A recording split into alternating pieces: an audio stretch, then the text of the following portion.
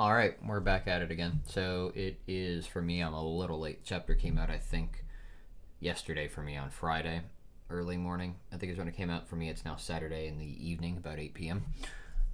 Getting on to night, I guess, but it's still not dark out, so I don't think of it as being night. Anyways, One Piece chapter 1146 has dropped. We have a color page, which looks awesome. We've got Loki with all the OG Straw Hats in their outfits on the front. Very cool, very cool. I like the fake beard on and mustache on Usopp being orange, while the rest of his stuff is still black. You know, it's funny. It's like Nami's hair color on him. Oda's got notes for this week. I'm crazy for the spicy curry from Monko Ichijo. How can I describe this musical in my mouth? Good for you, Oda. Cover story. Here we go. 1146. A stir in the silence. I'm guessing we're probably not going back on break, right? Because I believe we were just on break. I don't think last week, right? But the week before. So we've probably got this chapter, one more chapter before we go on break would be my guess. So this is probably going to be a pretty normal chapter where we're getting back into stuff. But we're not going to do anything super crazy, I'd imagine. But we'll see. We are really kicking along, though, in Elbaf now. 1146. It's absolutely bananas.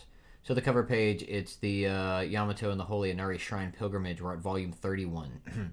We owe you our lives. Please let us serve you. And that is Ulti to Yamato. So I guess page 1 and Ulti are going to serve Yamato now. Which is fine by me. She'll pretty much make a new iteration, I guess, of the Beast Pirates. I imagine this is setting up for that. Katakuri is probably going to make something like a new Big Mom Pirates. And I still think Kaido and Big Mom are going to appear again in the story. Big Mom's got too much stuff pertaining to, like, Elbaf that we're starting to hint at with, like, the Shield homie and all that, right? Like, her past and what's going on there. And then also Kaido, clearly having giant heritage now. We're literally directly being told based on his horns already in Elbaf, right? We're kind of kicking back up stuff from them. Rox is getting kicked back up, and they were both on his crew, you know what I mean? So there's just a whole lot of stuff kind of at play that involves them. I don't foresee them going anywhere, and I've never believed they were dead since they went down and went into the lava. So I'm guessing they're coming around, but this is really cool. I like the idea of these two serving Yamato. Maybe she could pick up some other cool remnants from the Beast Pirates. I don't think King would work for Yamato. Plus, I think King and Yamato are probably on a pretty similar level, so I'm not sure how well that power dynamic would work. I couldn't really see Queen doing it. Queen would probably leave and go join the new Mads. To be really funny. So let's cut into the chapter now. We start with Usopp. Who the heck is that? An enemy encounter, the narration says. Jinbei, it must be. Nami, the intruder. Colin goes, intruder? ?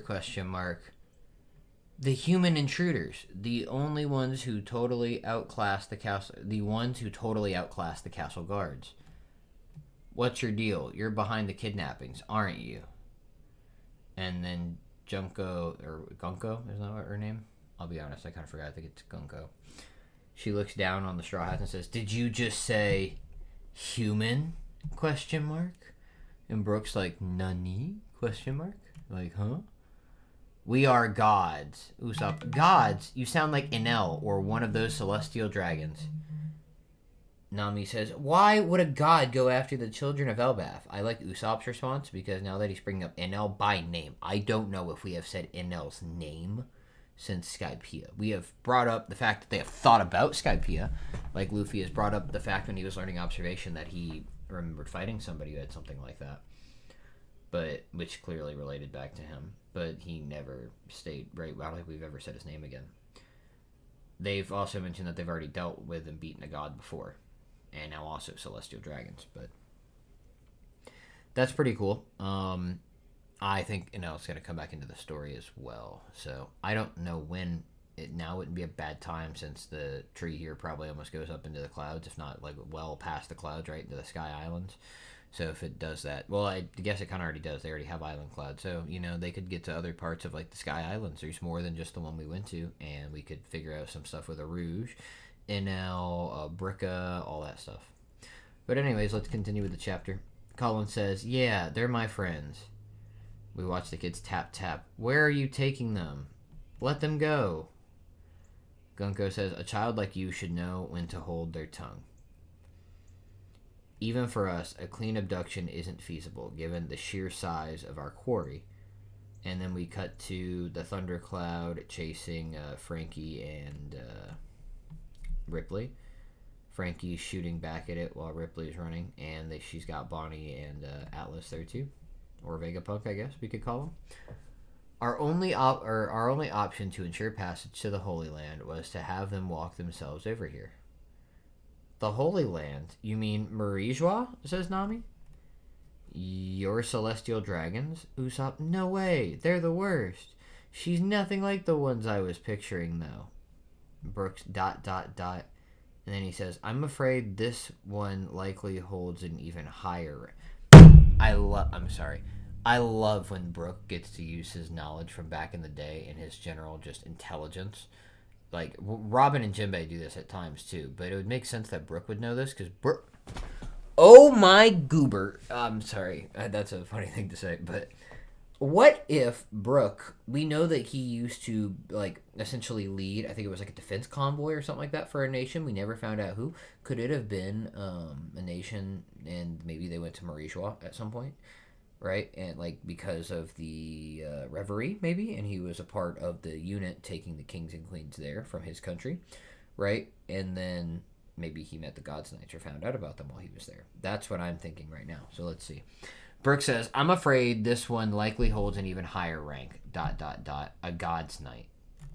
And he's thinking again, more dots, which is really cool because Brooke already did the Nani when he could tell by how, I guess how she's just looking down on him and the whole situation. And then as soon as she said, we are gods, the next thing we see from Brooke is that look on his face of, huh. Oh no. Gunko says, indeed. Usopp says, don't tell me you're gonna force those kids into slavery. Ah, what in the heck is this arrow thing? I like how he jumps back. It looks very cartoony as the arrow is moving towards him. We won't let you. Zeus, you called Nami? Go away. It won't stop chasing me, says Usopp. Thunder Shark. Tempo. Wow, Sintwin, have I missed this attack or is this a new one? She just turned Zeus into a shark shape, a thundercloud in the shape of a shark, and just shot him at her. She uses her arrow fruit to redirect the attack. I'd say that makes sense. She just goes whoop and sends it back. Wah, says Zeus. The world was meant to simply vanish one day. Nami about to get it. That's how it was supposed to go. Run, Nami, says Zeus. Kya. Oh, this has got to be Brooke getting shocked. I'm sorry, Nami. Gunko looking. It was me. It was you. Oh, thank you. However, some among the humans realized what lay in store. And they made sure the entire world know. And they made sure the entire world know is what it says. But they mean knew. And she's talking about Clover, Olvia, and Vegapunk. And what did she say? The world was meant to simply vanish one day. So apparently the world was going to vanish, and now, people are trying to stop that by revealing the history. Usopp goes to shoot at her. We cut to Gunko, and then boom, he hit her with one of his stars, the one that blows up into his skull. He says, take that. We're not afraid of the celestial dragons, you bastards. Yeah, that was overkill, Usopp. It completely blew away her top half. I'm so sorry. Usopp, you're not that strong. Huh? What? Crack. She's regenerating? I felt bad for her, but this is creepy. I must say, it is rather unnerving to see the dead rise. ... says Brooke. Crack, crack, crack. I guess that did actually blow her up, and she is just getting reassembled. Once it starts, it cannot be undone, she says, as they go, Kya! Like, what? No one can stop it as she jumps up and her arrow moves to Usopp. Well, I knew it. The arrow must point to her target. Okay. As it's pointing at Usopp, and then it runs past. Leave it to me, Usopp. An attack that telegraphs itself. How absurd. The countdown has started. The world is already entangled in the opening salvo of the coming Great War, as we cut to the giant warrior pirates slaying a bunch of these nightmare creatures. A worldwide war, that's never going to happen. So this plot was to take the kids as hostages and put Elbaf under your thumb. That's beyond cowardly, says Jinbei. Gunko says, I am merely carrying out the mission. It may well turn out to be a fruitless endeavor. I don't particularly understand the concept of hostages. The lives of a few children are as worthless as trash to me. What's wrong with you? Says somebody. You fiend. And I think I misread this, how it's supposed to go. It is said the giant's allegiance will greatly shape how the conflicts on her... okay, so this was supposed to come before the response from Jinbei. It is said the giant's allegiance will greatly shape how the conflict unfolds this time. As we cut to Loki getting filled up, just like Luffy. I like that. Very funny. Colin looks like he's getting attacked by the arrow. Yeah, cough, it's pulling him up. Nami yells, Colin. Jinbei goes 5,000 brick fist. Brook says, Gavote. And it looks like arrows... Oh, arrows like tap on both of them, and then they end up attacking each other. And Brook hits Jinbei. Aloe faded arrow. Gah. As he hits him with the 5,000 brick fist. And then Nami has an arrow pointing at her, and it's Gunko kicking her. Kya! Boom! Kicks her in the face. Nami! Usopp shoots a star. She dodges. Damn you. The arrow goes right at Usopp, and then boom! She knees him right in the jaw. Sends him flying. Looks like she knocks all of them out of the ship. Well, are you ready, Quillingham? To tell the truth, Elbaf's communication network is limited. It's a shame, but at least they have one of these important points in each village. Ah, Principal Kiba. Ah. Wow. That's good. Usopp got nailed. Nami got nailed. She's freaking out. Jinbei and Brook are just like, damn. Like, Jinbei's pissed off, and Brook's like, dang, dude. Jinbei just rocked my ass. Quillingham says, oh my, those are sharp. As I can't tell what they're...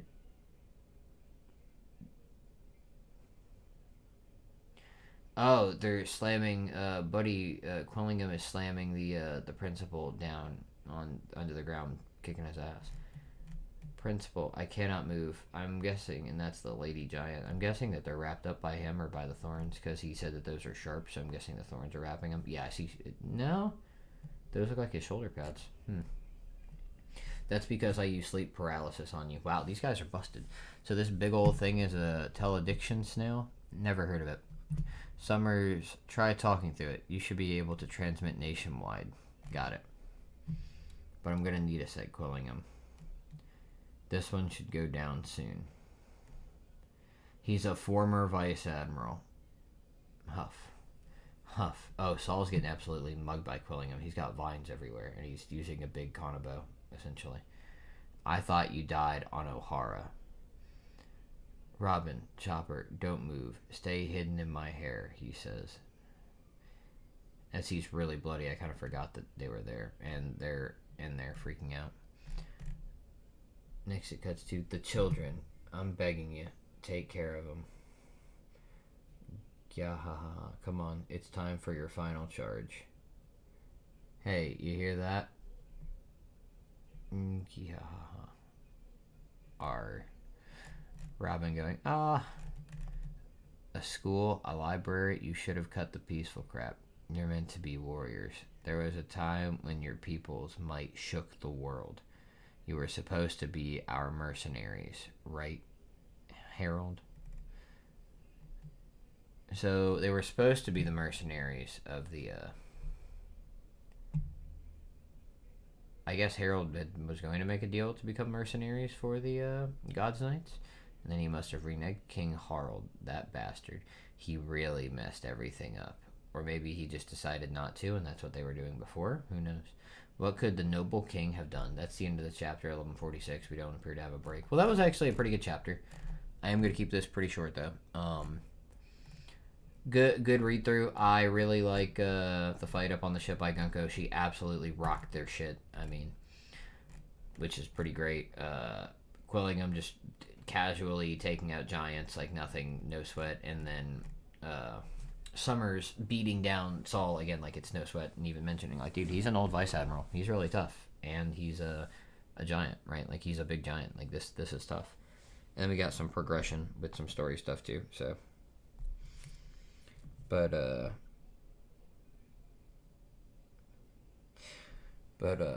Overall, it was a good chapter. I like the self-sacrifice Saul always does. I really don't think he's gonna die. I think it'd be really lame for him to have lived to meet Robin just to die, and I feel like that's Oda wouldn't like that either.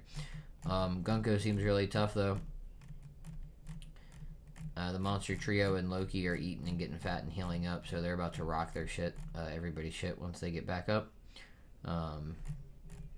It's gonna be a good next couple chapters. I'd like to see how Gunko reformed. I don't know what that's about. I'm intrigued to see that shit.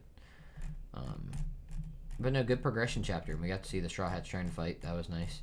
We got to see my girl Ripley. That's awesome. I mean, it was good, and I like the cover story this time too. We're actually really making progress. I guess we're making the Yamato's Beast Pirates, or something. So, we'll see. But anyways, maybe I'll get out another video or something. Odds are I won't. I haven't yet, but I'm gonna keep at least getting these out every single week when I can. I appreciate anybody who does view, watch, give a like, anything like that. I'll be back for the next chapter. My guess is in about a week, so probably by the 25th, 24th, 26th, somewhere in that range, 24th to the 26th. I imagine another chapter will be out, so we'll see then. I'll try to get it up as soon as I can. Anyways, hope everybody's had a good week. I hope everybody has a good week to come. Go have fun with your people. Tell your family you love them. Go give a hug to somebody you care about. And yeah, just have a great week. Bye.